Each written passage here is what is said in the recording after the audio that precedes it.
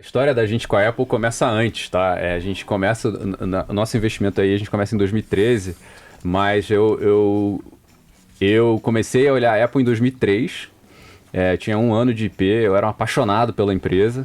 Já tinha o quê? iPod só?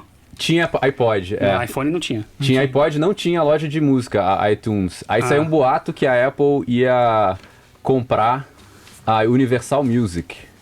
Aí você fala assim, caramba, eu era apaixonado ali, viciado na empresa. Falei, cara, não é possível, não faz sentido nenhum eles comprarem a Universal Music. E na época, era a época do Napster, né? O Napster estava já sendo massacrado pela mídia e pela assim, pirataria, o caramba. Então, tava claro que precisava de uma forma de botar música nova naquele iPod. Aí eu falei, pô, de repente vamos criar uma loja de música, alguma coisa assim. E de fato lançaram a loja de música, a iTunes Store. E na época, foi até conversando com o Roberto, na IP, com o Vinhais, a gente decidiu comprar umas calls ali. Era meio que assim, cala a boca desse menino aí, deixa ele comprar umas calls aí. A gente comprou umas calls. Lá no computador da IBM. No computador da IBM. E aí, assim, a gente ganhou 50% nas calls em 3 dias, vendeu e beleza, acabou a história. E aí, a gente continuou a observar, a gente teve um pequeno investimento em Apple no nosso fundo global, mas sempre com muito medo. E por quê, né? Porque a Apple era percebida como uma empresa de hardware de consumo, né? A empresa de hardware de consumo, às vezes ela acerta e ela vende um monte, faz um lucro gigante e de repente ela erra. E ela não é mais uma moda.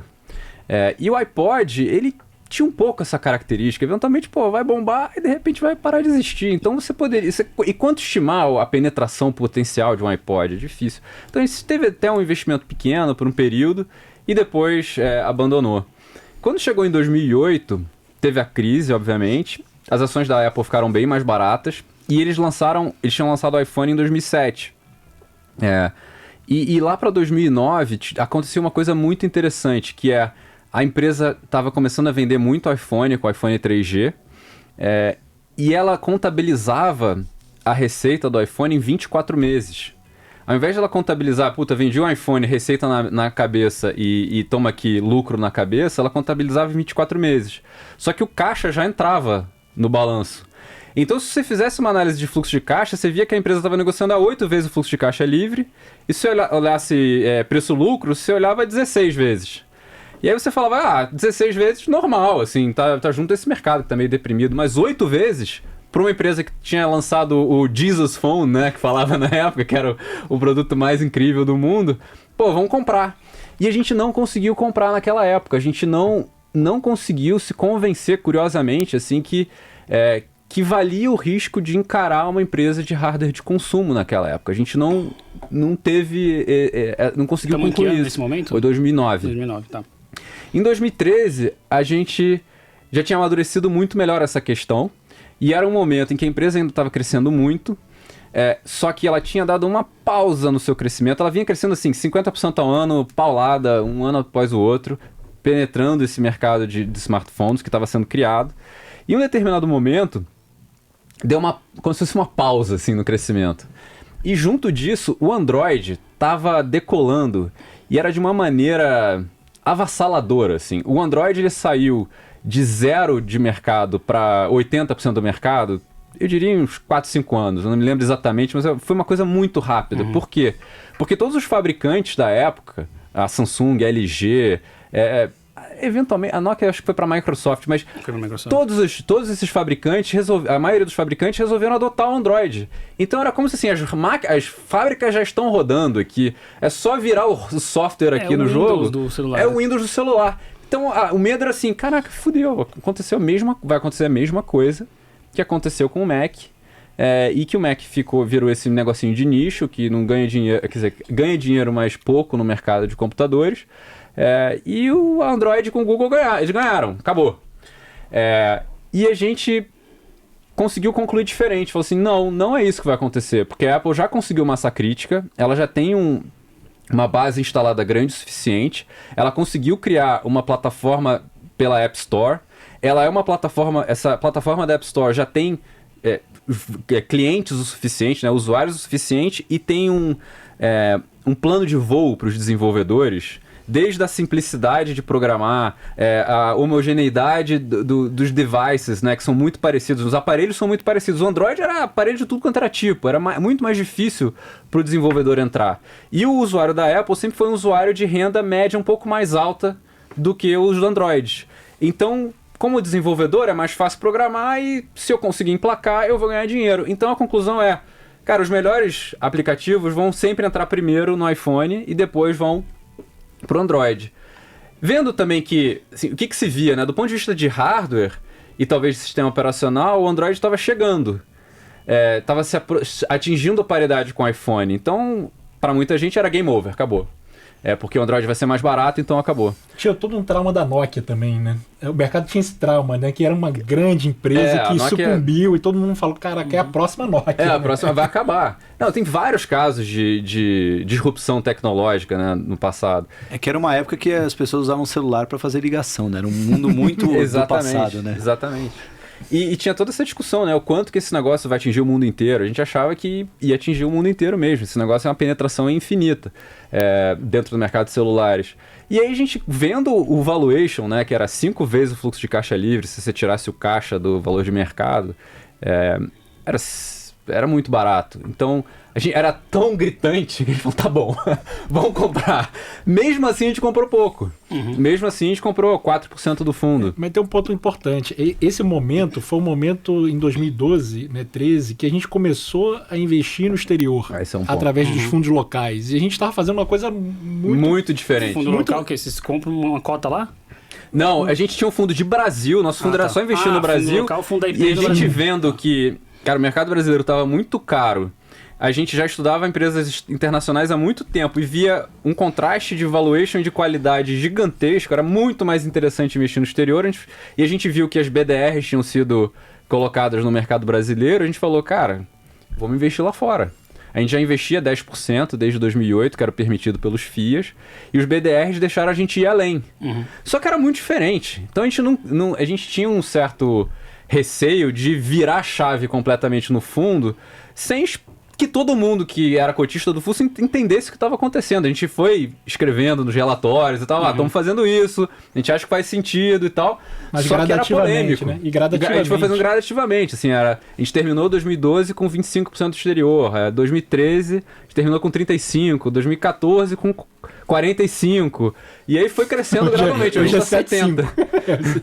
Eu não vou lembrar o ano, mas faz um bom tempo já, mas uma das cartas de vocês eu achei sensacional, porque na mesma carta tava falando, acho que de Amazon, não sei, uma empresa gigantesca americana, e Panvel, né? Isso lá 2015, 2016. Eu falei, meu, como uma gestora consegue... A Amazon das farmácias, não era o caso. Não tinha relação nenhuma uma com a outra, mas assim... Panvel do varejo. Por market cap, volume negociado, né? Diferentes campos de atuação. Eu achei incrível. Você falou, nossa, na mesma carta, tendo uma aula de uma empresa global e a Panvel, né? A rede de farmácia na época era muito mais só no sul, né? Mas um pouco da nossa filosofia, sem fronteiras, não importa o tamanho da empresa. A gente quer encontrar os melhores investimentos. Então pode ser empresa de 1 bi de market cap, pode ser um tri também. Então, sem restrições. Deixa eu só fazer um comentário, porque eu abri agora o chat no YouTube. Cara, não sei se chegou a ver aí, Renatão, que você tá com o computador, devia ver que a letra é maior, né? Mas, cara, audiência da Polônia, o Rafael Oliveira aqui falou, esperando direto da Polônia. Cara, aliás, tem que tomar cuidado na hora de ler nome, hein? Você viu o vídeo que eu mandei? Cara, tem que assistir aquele vídeo sempre antes de entrar ao vivo. Tem a família Tejano, tem a família Turbando. Não, mas isso aí todo mundo sabe, né? Tá. O cara tinha o David... tem vários lá que depois você vê. Mas, pedindo pra falar de Facebook... Tá? Não precisa falar agora, né? Mas o Bruno Beraldo falou... Podemos falar sobre o Facebook, com as recentes notícias saíram na mídia, houve alguma mudança de convicção. A gente vai falar de teses, tá, Bruno? Já notei aqui também Netflix, também, que eu quero que a gente fale. A relação Charles Schwab XP, quero saber como é que tá, se ainda tem investimento nos não bancos aqui, setor financeiro não bancário aqui. Shoppings que... é apontado como um erro, quero saber se é um erro que ainda está na carteira, se pode voltar. Tem muita coisa que a gente ainda quer falar, mas eu queria só dar essa ressalva, que a galera no chat mal começou e já está adorando aqui, ó. Que bom. Deixa eu só pegar aqui o comentário do Teve um cara que falou muito bem da IP. Cara, já veio tanto comentário. Ô, pessoal, a gente tem que ligar aquele... Como é que é os negócios virem pago, Renatão? Porque já não tá mais dando pra ler, cara. Tá difícil mesmo. Raoni é um monstro, sabe muito. Comentário do Vitor, mas alguém falou que... IP é excelência, muito fora da IP é uma das melhores gestoras do mercado. A carta está sensacional. Comentário do Gabriel Disner. Muita gente aqui já elogiando, já deve ter lido a carta, certamente. Então, mandar um abraço aí pra todo mundo que tá ativamente no YouTubão da massa aqui com a gente. Mas vamos deixar o Pedro terminar a história da Apple, então? Não, e o que eu acho que aconteceu é que a gente ficou com essa sombra do risco, né? Essa sombra de, cara, o quanto que essa empresa é uma empresa de hit, quanto que essa empresa é uma empresa de plataforma, de fato, que tem efeito de rede e é sustentável e vai crescer pra caramba, mesmo no ambiente em que a competição muito mais barata tá atingindo paridade. E eu acho que o que a gente se permitiu fazer foi, nas situações em que estava realmente muito assimétrico ao nosso favor, a gente comprava, segurava até uma situação que ficava menos assimétrica. Mas quando a gente... Então isso aconteceu em 2013 até, acho que final de 2014.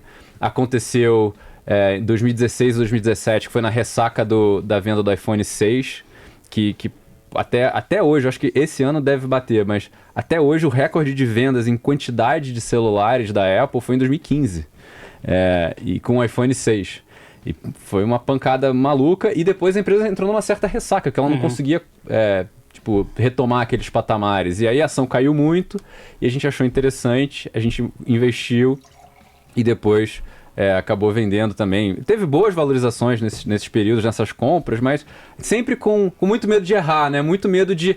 A Apple sempre foi uma ação muito volátil, né? E ela sempre seguia muito o que eram as expectativas de curto prazo ali da venda e da receita dela, da lucratividade dela.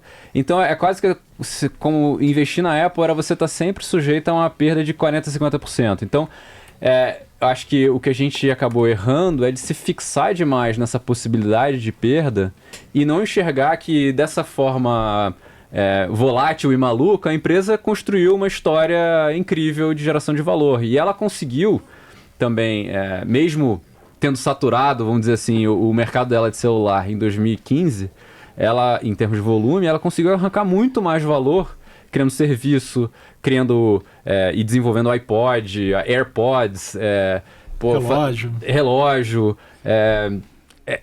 Os serviços realmente estão cada vez mais importantes, as pessoas estão assinando cada vez mais serviços pela App Store. Então ela está com uma geração de caixa monumental, e isso assim, é muito difícil você remover a Apple da posição dela hoje em dia. Então, enquanto o que você olhava antigamente era uma empresa que talvez pudesse tomar umas pauladas dos competidores, hoje em dia é uma empresa que é soberana. É muito difícil de arrancar a Apple de onde ela está. Só que uma coisa também que eu acho que eu aprendi muito, eu acho que a gente aprendeu em conjunto, foi, cara, quando você tem um bom negócio, né, e nesse caso eu tô falando muito desse efeito de rede, como que é difícil você substituir a posição do iPhone, e você tem um time muito bom, num mercado em franco crescimento, que é o mercado de smartphones, a capacidade que você tem de inventar em cima e de criar mais valor em cima desse negócio é uma das maiores belezas do investimento, né? Então, você tem que tomar muito cuidado para não tirar isso de vista, porque às vezes o que você tem que fazer é esperar. E muitas vezes você tem que entender que a natureza do investimento é mais volátil mesmo, mas que não por isso o investimento deixa de ser sólido e não por isso um monte de valor não vai ser criado. Então isso pode ser super interessante. Então, criar essa paciência também, eu acho que foi importante pra gente. E nos ajudou em Google, por exemplo, a gente ter segurado. Foi essa a lição, então? Só vou pedir pro Nando colocar aí o gráfico que tá na carta de vocês na tela do... Me dá imagens do gráfico da Apple. De como subiu a Apple de 2013 até hoje. Multiplicou por 9, né? É assombroso, né? E não sei se assim, não é um sadismo, né? Um masoquismo. Não sei se... o gráfico da página 12, Nando, que tá na carta aí. Se você chegar a calcular isso, melhor não. Para não dar aquela dor de cor. O quanto que a gente poderia ter ganho. Né? A gente nem calcula, não dá. Melhor não, né? Melhor não. Até a piada boa de Apple, né? Vocês conhecem um ex-cliente da Apple? É tipo cabeça de bacalhau. Pô, eu sou, cara. Esse é clientão é primeiro. O Renatão. Não é porque ficou caro, né? Não, eu tô pensando, o Renatão, vocês nunca contrataram. Se vocês forem contratar uma pessoa que não cresceu na IP, é o Renato, cara. Porque se tem um cara que sabe levar esse comportamento mais crítico como ninguém, aprendo muito com o Renatão, porque às vezes a gente chega lá com aquela ideia super eufórica, né? Você já chega na redação. Eu tenho uma frase que o Renatão sempre zoa, né? Que eu falo, tive uma ideia genial. Ele fala, nossa, que humildade, né? Já chegou falando que a ideia é genial. E quando fala, assim, termina, assim, até aquela respiração ofegante, ele... Cara, que merda. Assim, é genuíno, não é o que merda, ele traz os argumentos pelo qual ele acha que não é uma... Você chegou e falou, $1.000, chega, acabou. Não, ficou caro. Realmente. Muito caro. E... Não fala isso, eu comprei recentemente. Né? Mas eu sempre compro umas edições atrás. Mas eu tenho um da Xiaomi, que é a Apple da China. Ah, que beleza, é um pouco mais barato, né? Eu faço... Realmente não é a mesma coisa. Que nem camisa do Palmeiras, nunca compro a do ano, eu compro a anterior que já tá... O amor é o mesmo, vai funcionar igual. O mercado de usados da Apple é importante para eles. Que hoje em dia, a grande parte da base é de pessoas que estão no Eu não compro usado, eu compro só no... Eu espero... Antes eu esperava perder, né? Agora aqui já tive essas experiências não muito felizes de ser assaltado, né? Então, Mas a Apple sabe disso também, porque o caso do iPhone 6, ele foi o último que foi só ele na prateleira, né? Depois começou a ter eles soltaram... Escadinha, né? Mantiveram os 5 como o 6S, sei lá, e hoje tem... eles são de 3 em 3, né? Tem algumas versões, né? E tem o Pro, não Pro, e o Mini. Agora, sobre Apple, sempre que a gente fala de Apple, eu lembro do Coffin Stocks. Estava até procurando aqui o nome do nosso entrevistado, Eric Woodring. Ele é vice-presidente de Equity Research do Morgan Stanley. Ele veio em dezembro do ano passado no Coffin Stocks. E ele trouxe uma informação que para mim foi um mind-blowing, assim, na época. Isso aí foi louco. Que era que... ele até usou um termo, né, uma empresa de hardware cíclica, né? Ela era isso, hoje ela não é mais. Hoje ela tem vários ecossistemas e ele deu, por exemplo... deu como exemplo o ecossistema dos AirPods, que se fosse uma empresa separada, ela teria hoje uma receita maior que o McDonald's, as vendas do McDonald's, ou seja... Não, hoje não, isso é pré-pandemia, né? Só para fazer esse... mas 2020, né? 2020, tá. Hoje eu não sei como tá, mas... Não, porque teve pandemia no meio, né? Mas tudo bem, mas os fones são 6% das receitas da Apple e só a venda de fones já é o faturamento do McDonald's, né? Então... virou uma marca de luxo, né, também, né? Viu? Tá caro. De luxo, cara. É de luxo. Cara, é caro esse fonezinho maldito, cara. Eu ia falar que é de luxo acessível, né? Isso depende da pessoa. Depende da pessoa, claro. Do apetite.